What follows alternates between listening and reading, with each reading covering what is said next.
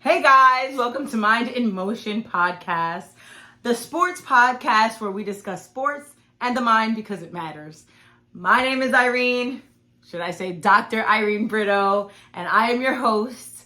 And today is kind of a fascinating episode. We're talking about the reasons why I decided to have, well, at least my personal reasons why I decided to enter into the sports or into the field of sports psychology.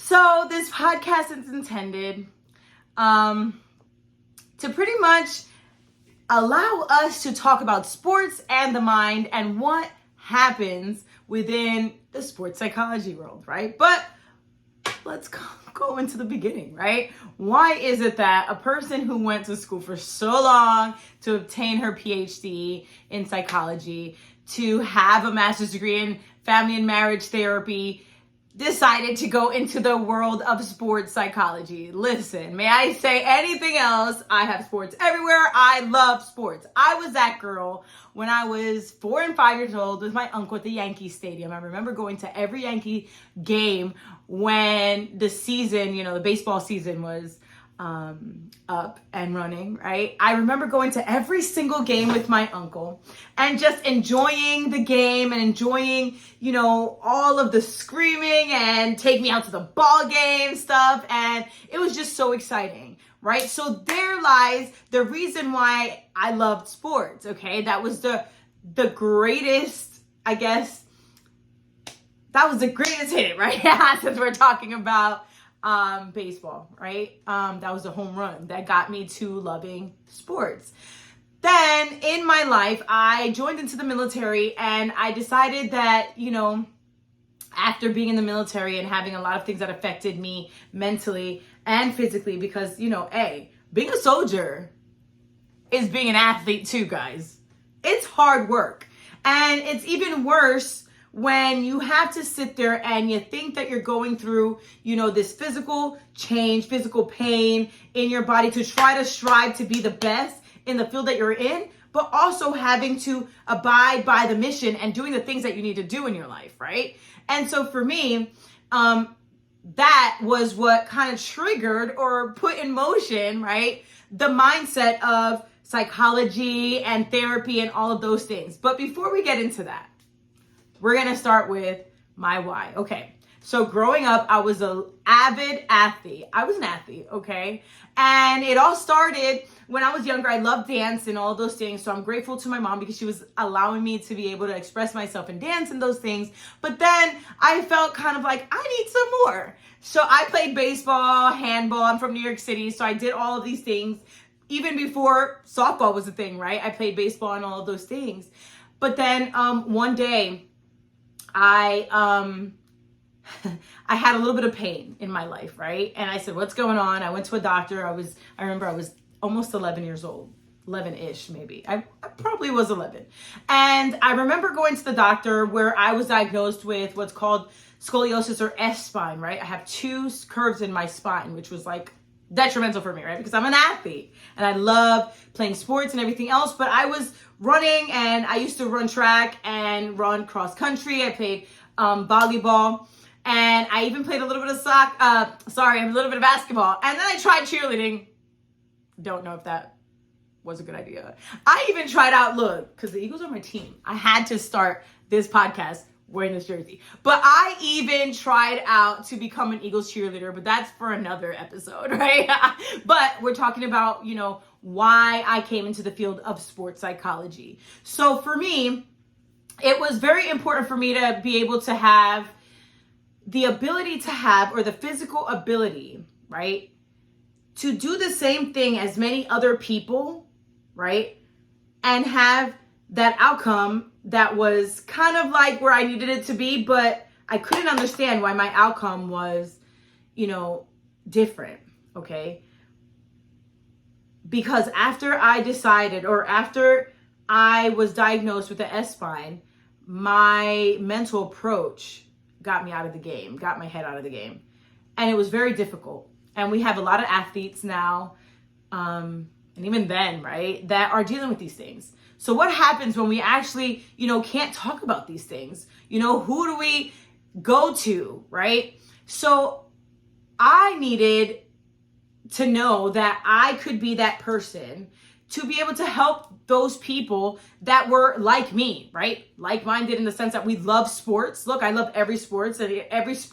And even though I love the Eagles and I love the Yankees, you see it back there. And if you were looking in front of me, you'd be like, girl, you're crazy. I love the Yankees. I love every sport, right? I love college. I love everything. You name it, I love it, right? And I would watch it. It's a little rare a lot of the times for women or females, right? Right now, I'm the head coach for track and field and for cross country or indoor and outdoor track and field, right? This year. And I have coached football and I love it. I really love it. But we're talking about the mind and it matters. So exploring the lifespan issues in the field of sports psychology. So here's my thing, okay?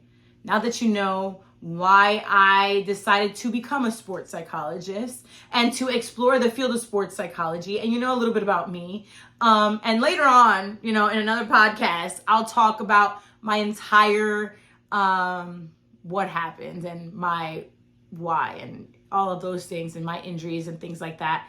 If you want to know, just leave it in the comments, right? But so exploring the lifespan issues in the field of psychology. So for me, one of the reasons that drew me closer to sports psychology is because there was an opportunity to be able to work with athletes across their lifespan. See, here's the thing. Sports psychology is kind of a field that you can sit there and enter it in every single age range, whether you're young, whether you're in your teenage years, in your prime, whether you're an adult, whether you're an older adult, right? Because older adult, I speak to, the people who are still in the military where they're in their 40s and 50s, and we still have to do those PT tests. We still have to run the 2 miles and do, all those things. You have to be an athlete in order for you to be able to have the agility, the endurance, and all those things to be able to pass, right? So we're talking about that I can sit there and be able to talk with those people and deal with the different issues in their lifespan in sports, right? So I have the opportunity to be able to have that unique challenge that it takes for me to allow those athletes in different age ranges to have, their journey, to go through their journey, mental journey, physical journey, with them and help them strive to be their best self, okay? And for me, that is so rewarding because how else would I sit there and be able to help other people or even, let's put it in my perspective, how would I be able to help myself as an athlete? Because I still consider myself as an athlete because I work out every single day. And I think that if I didn't work out every single day, I wouldn't consider myself an athlete, but I run every day and I try to do all of these things, through the injuries that I am enduring, even currently because of being in the military or because of wear and tear from playing all those sports, and because of the way that, we just didn't have good methods back then. We're thankful that now we have better methods, right? But we'll talk about those in another episode too, right? So that's one other thing. But also, to be able to explore issues that are related to supervision and helping and the relationships in sports psychology, that's another thing for me that kind of like made me go into that realm as well of sports psychology. Why? Because it's very important for us to be able to enter into this realm of sports psychology with the athlete as a whole, right? It's kind of like family and marriage therapy. You cannot have someone in therapy, right, that is going to get better without helping everybody else in the family as well. See, in family and marriage therapy, or marriage and family therapy, however you want to say it, right? You have to see, either married couple or a singular person. But not only do you see the singular person, you see everybody that's involved, everybody in the family, everybody who lives with them, everybody who's around them, right? Whoever they're willing to enter into therapy or whoever is willing to enter into therapy. And that's why I love sports psychology as well, because my thing is that these relationships with these people that we have outside makes a difference in our mental and physical and, emotional health and even spiritual health. And the thing is that in the realm of sports psychology, it is best because we are able to speak to coaches. We are able to speak to the athletes. We are able to speak to all of those people that are helping these athletes overcome whatever performance anxiety that they may be having, skills that, that they need to improve on, and all of the things that they're going through if they have some type of injury. We're even able to speak to, their physical therapists, their athletic trainers, and different things in that nature. And how amazing is that?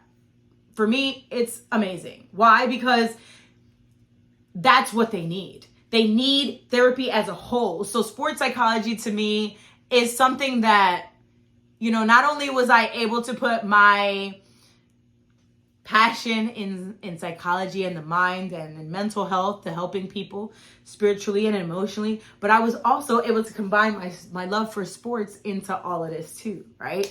So for me, that's my why, but sports psychology is literally a dynamic field, okay? It involves new research and advances and continuous aspects of learning and things that in our lives that we can try to take to be able to provide the best support for every athlete. And a lot of people don't know about sports psychologists. In fact, I was faced with someone asking me, hey, what are you doing? Because I was doing some schoolwork and different things like that, trying to get myself prepared and even preparing for the exam, right? To become a CNPC, right? And she was like, what does that mean, right? And she was a sports psychologist. What do they do? And so I kind of explained to her, and she was like, wow, I never thought about, how there is a way for these athletes to be able to have their mind heard, to have whatever it is that they're feeling, their emotions heard in a way that they're understood, right? Where the sport is understood that they are playing, where all of the things are understood that they are going through, because that's pretty much, what sports psychologists are to do. Because let me tell you, that is very different. Even though there's similarities in marriage and family therapy where we have to, involve everybody that's involved with that athlete, it is a very different monster, okay? A different beast, because I don't like that word monster. We're a different beast, right?